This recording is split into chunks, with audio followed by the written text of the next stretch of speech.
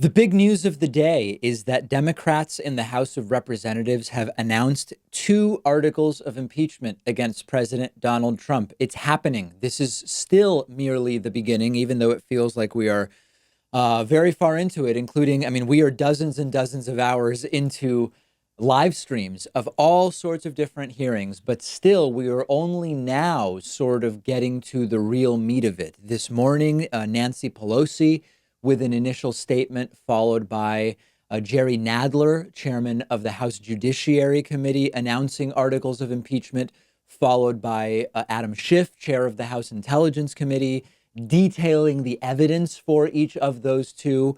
And this is going to be a big battle. And it's going to be a political battle, importantly, as much as it is going to be a battle around the evidence. Two articles of impeachment charging Donald Trump. The first article is for abuse of power. The president, Democrats say, exercising powers of public office to obtain improper personal benefit while ignoring or injuring the national interest. What does that mean in practice? Well, this is what they say Donald Trump did when he solicited and pressured Ukraine to influence our election, and thus it is impeachable because it violates his oath. Say Democrats. This will be now adjudicated in a Senate trial, assuming the House votes to go forward. Consistent with previous invites that Donald Trump made in 2016, it was noted by Jerry Nadler, although that is not actually what Donald Trump is being impeached for, and that is going to be a question mark, which is when the impeachment hearings started, there were assertions that they should have included the emoluments clause. They should have included Trump's dealings with the Yemen fiasco, that they should have included some of the obstruction that the Mueller report indicated Donald Trump participated in, but they don't. And that is going to be part of Republicans' defense. We will get to that a little bit later.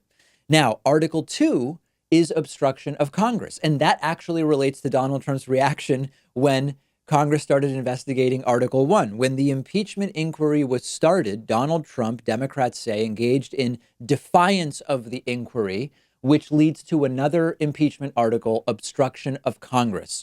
Democrats said today that Donald Trump, by his actions when the inquiry was announced, declared himself above accountability, that the American people were subjugated by Donald Trump's behavior, that Donald Trump declared himself above the impeachment power of Congress, which is a constitutionally enshrined power, and that is count number 2. Now, Adam Schiff explained what the evidence is. And one of the things I like about how Adam Schiff is approaching this is that he made it about the evidence tells us we must impeach, ignoring the political considerations. Now, there are political considerations, and I'm going to talk to them, but I have said from the beginning that calculating whether the impeachment process is likely to succeed or not, or how it is likely to affect the Democratic primary, those are perfectly reasonable things to discuss. But when we are talking about something as serious and infrequently used as not the power of impeachment, but the duty of impeachment when the facts warrant it, there should not be political considerations. And we're going to get to that. Now, Adam Schiff continued to lay out the evidence that they have during this morning's announcement, pointing out that Donald Trump solicited Ukraine to publicly announce investigations into a political opponent or an expected political opponent, Joe Biden, in order to help his own campaign. This is an abuse of the power of the office of the presidency, and that two specific official acts were conditioned upon at least the announcement of those investigations. Number one, the release of military aid to Ukraine, and number two, a White House meeting for the Ukrainian president. Adam Schiff said this jeopardizes the integrity of the 2020 election. It jeopardizes the integrity and sovereignty of the United States to run its own elections free from this type of foreign meddling. And Adam Schiff claims to have overwhelming evidence of all of this.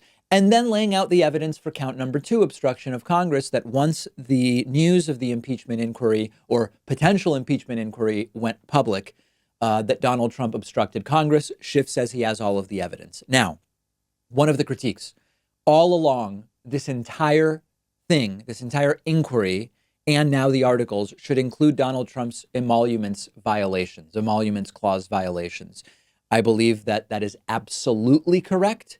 And it is too late for that now. And the attempt to add anything in now, whether it's about 2016 interference, other than merely providing context or emoluments or whatever else, would be no question seized on by Republicans to try to discredit the entire thing, saying, look, it was about this and you said it was about this initially, and now you're pulling in these other issues. I think it would be strategically a mistake, although politically there may be some benefit to it. Donald Trump immediately starting to tweet, including about the USMCA, this trade deal that he's been talking about for a while. Also, upon learning that Democrats would be announcing this today, just before the hearing started, Donald Trump tweeting, to impeach a president who has proven through results, including producing perhaps the strongest economy in our country's history, to have one of the most successful presidencies ever, and more importantly, who has done nothing wrong, is sheer political madness. Hashtag 2020 election. Now, what's important to understand about this is that Donald Trump has has continued to use this refrain time and time again at rallies, during interviews, etc., which is, how do you impeach a president who's doing just such a good job? And that is exactly the misunderstanding about impeachment that Donald Trump and many on the right seem to have. Impeachment is not about, from the point of view of Democrats, is this going to help us or hurt us in 2020? What's this going to do to Bernie and Warren if it pulls them off of the campaign trail to be at a Senate trial? It is not about that. It is about, what do the facts say, given what impeachment is supposed to be for.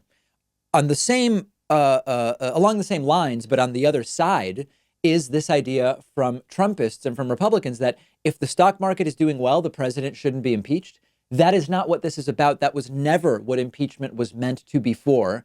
And the continued either misunderstanding or disingenuous, deliberate misstatement about the parameters of impeachment is tricking a lot of Trumpists into parroting that line. The economy is doing really well. How is it that you can impeach a president? Well, the two things have nothing to do with each other.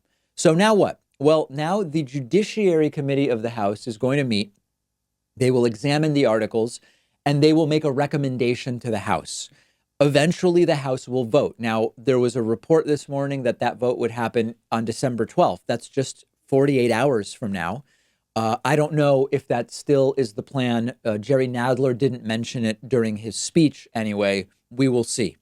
Then we would move, importantly, that requires only a 50% plus one vote in the House to move forward. We would then be moving forward to a Senate trial. There is speculation that that could be in January. As of last week, the Senate's calendar for 2020 starts in February. They left January blank, presumably to account for the possibility of the impeachment trial. And that could lead to a Senate impeachment trial of the President of the United States that wraps up just before the first 2020 Democratic primary votes start being cast on February 3rd in Iowa, in the Iowa caucus. And that's where we start getting into the political implications, but it's important to separate them. We want to separate the political implications and possible repercussions of this impeachment from the duty to do this because the facts say that impeachment is proper. Schiff did this. He explained, we won't get anywhere if we wait. There were arguments, politically motivated arguments about maybe it's better to wait. The timing could be better, this, that, the other time. Adam Schiff pointed out the White House has been ignoring our requests. It took months just to get a court to say that Donald Trump's attorney, Don McGahn, must testify. It's still not clear that the guy is going to testify. If he does, he is going to assert executive privilege and or invoke his Fifth Amendment right. So that was well said by Schiff. Saying let's wait is saying let's let him maybe cheat again in an election, or let's let him cheat one more time in an election, and that doesn't make any sense. Adam Schiff rightly framing this as we're defending the Constitution, period. That's what we have to do. Impeachment has happened only 3 times before. Andrew Johnson and Bill Clinton, both of whom were acquitted in the trials. In other words, with Andrew Johnson and Bill Clinton, the House said via a majority vote, simple majority, let's go forward. There was a Senate trial and the Senate voted to acquit.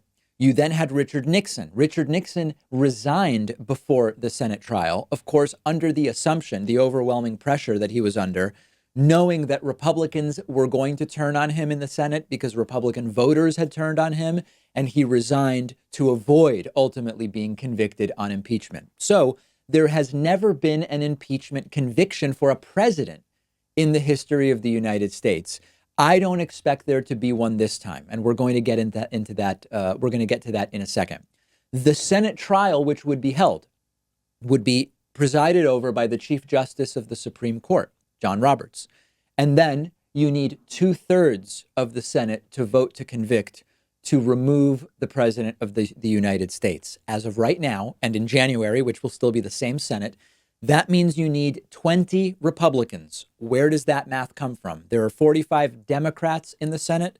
There are 2 independents, Bernie Sanders and Angus King, who caucus with the Democrats and would be expected, or at least for our math, we should assume they vote to impeach. That's 47. You need 67, meaning you need 20 Republicans. Now, in the most optimistic case, Senator from Connecticut, Chris Murphy, said, as I told you yesterday, he knows of maybe a handful of Republicans that would consider it, consider voting to convict Donald Trump. Even if he's right and you get 5, even if he gets twice as many and he gets 10, you're still short by 10. So I don't see this as getting Trump out via a conviction, but it does appear to be the correct thing to do simply because it's what the evidence says needs to happen, not necessarily what's most politically advantageous. Now, that being said, let's get to the political implications. It could be good for Democrats. It could be bad for Democrats. A Trump acquittal in the Senate could completely reinvigorate Trump and his followers who say he has been vindicated after the Russia probe and the impeachment hoax, as they are calling them. And there may even be some 2016 Trump voters who still on paper support Trump, but they're kind of disillusioned and maybe they were planning on staying home. It could really reinvigorate the pro-Trump electorate, and it could rocket Donald Trump to re-election in 2020. That's one possibility. The other way it could go is the Senate trial is devastating to Donald Trump. A couple of Republicans do turn, but not enough to convict Donald Trump. And it feels as though this guy has again escaped the consequences, and a sense of justice makes people invigorated to go out and vote for somebody else. That could also happen.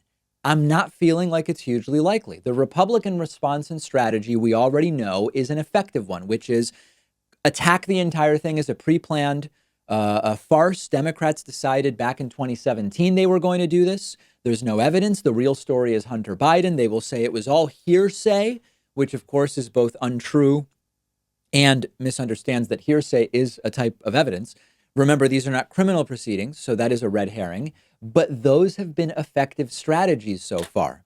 Last thing, political implications for Democrats. There's an idea floating around that impeachment in total, like from the get-go, impeachment is an establishment Democratic strategy to deny Bernie or Warren their nominations, possible nominations as the Democratic nominees.